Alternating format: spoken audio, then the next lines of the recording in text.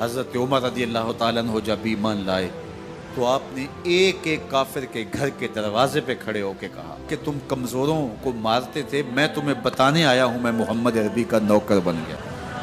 بلکہ آپ نے اعلان کیا جس نے اپنی بیوی کو بیوہ اور بچوں کو یتیم کروانا ہو اور اپنے ماں باپ کی کمر کو جھکانا ہو وہ عمر کے مقابلے میں آئے۔ اللہ اکبر۔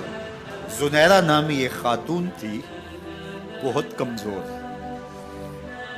راوی کہتا ہے کہ اس کی ہڈیوں میں گودا نہیں تھا، عشق رسول تھا، اور اس کا ظالم آقا اس کو مارتا ہے، اور جب مار مار کے تھک جاتا ہے ادھر سے عمر آ رہے ہیں، یہ اسلام لانے کے پہلے کی کہانی ہے، ادھر سے عمر آ رہے ہیں تو اس نے کہا عمر تم جوان آدمی ہو تو یہ چھوڑتی نہیں ہے اپنے نبی کا نام، ذرا تم آؤ۔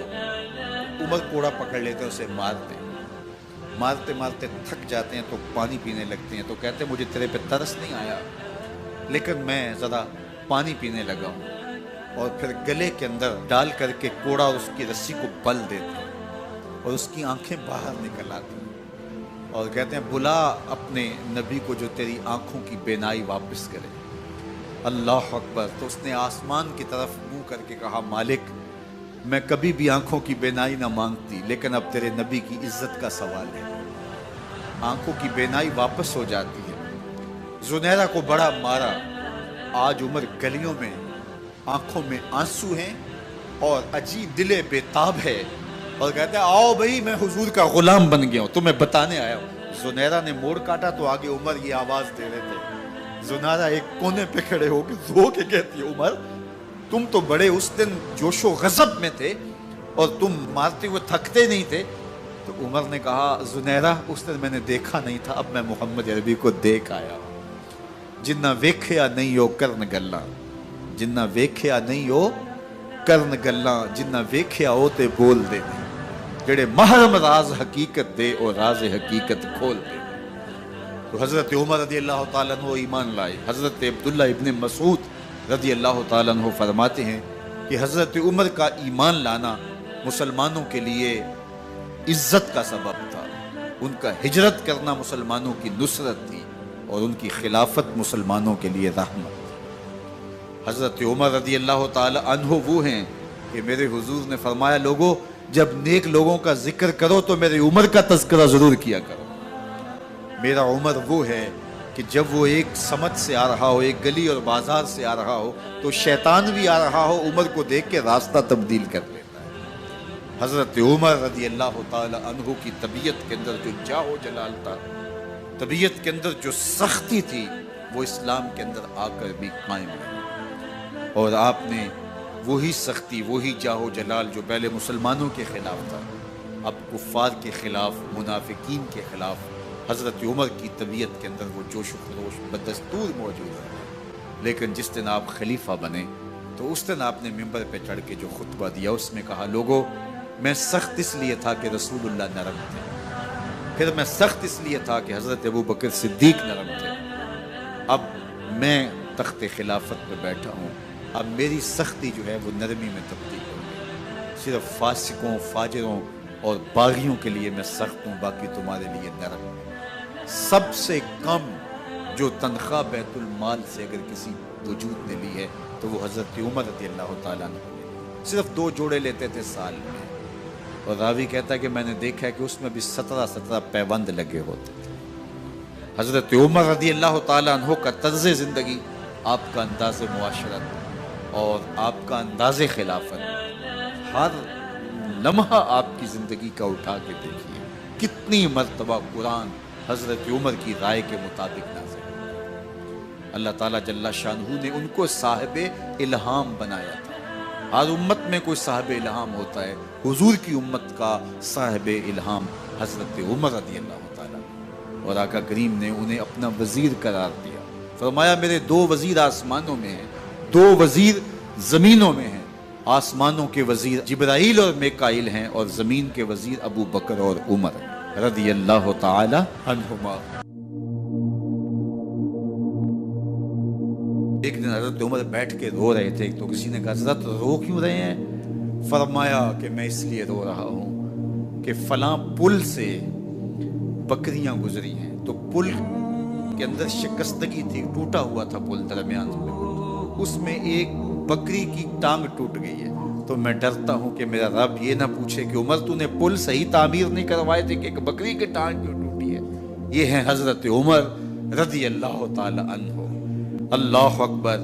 تو اللہ تعالیٰ جل شانہ نے حضرت سیدنا عمر بن خطاب رضی اللہ تعالیٰ عنہ سے جو کام لیا، مختصر دور خلافت کے اندر 10 سال 6 ماہ 4 دن آپ نے خلافت فرمائی ہے، لیکن کہاں سے چلے اور یہاں مکران تک، بلوچستان کا حصہ ہے، یہاں تک آپ کے سلطنت کی حدود وسیع، ادھر آرمینیا تک جا پہنچے، حمص فتح کیا، قادسیہ، یرموک۔ آپ ذرا دیکھیے کہ کہاں تک آپ کی فوجوں کے گھوڑے دوڑتے رہے، اور اللہ تعالیٰ جل شانہ نے ان کو جو توانائی، عدل و انصاف کی قوت عطا فرمائی۔ اللہ اکبر۔ جب زمین پہ عدل کیا ہو تو زمین بھی حکم مانتی ہے، اور حضرت عمر وہ تھے جن کا حکم ہوائیں بھی مانتی تھی، زمین بھی مانتی تھی، جن کا حکم جو ہے وہ آگ بھی تسلیم کرتی تھی اور دریا بھی ان کا حکم مانا کرتے تھے۔ مصر کے اندر یہ رسمیں بد جاری تھی کہ سال کے بعد ایک دوشیزہ کو زیورات پہنا کے اچھے لباس میں ملبوس کر کے دریا کی بھیڑ چڑھایا جاتا، اس کی قربانی دی جاتی، اس کا خون بہتا تو دریا چلتا۔ جب مسلمانوں نے مصر فتح کیا تو گورنر نے لکھا کہ اسلام تو اس طرح کی رسوم کی اجازت نہیں دیتا، لیکن خشک سالی ہے، لوگوں کی فصلیں ویران پڑی ہے، تو حضرت کیا کیا جائے؟ تو حضرت عمر رضی اللہ تعالیٰ عنہ کاغذ کے ٹکڑے پہ لکھتے ہیں، بسم اللہ الرحمن الرحیم، مصر کے نیل کی جانب عمر کا خط لکھتے ہیں، اے نیل اگر تو اللہ کے حکم سے چلا کرتا ہے تو چل، ورنہ ہمیں تیرے چلنے کی کوئی حاجت نہیں ہے۔ اور قاصد کو کہا یہ خط لے جاؤ اور جا کے دریائے نیل میں پھینک دو۔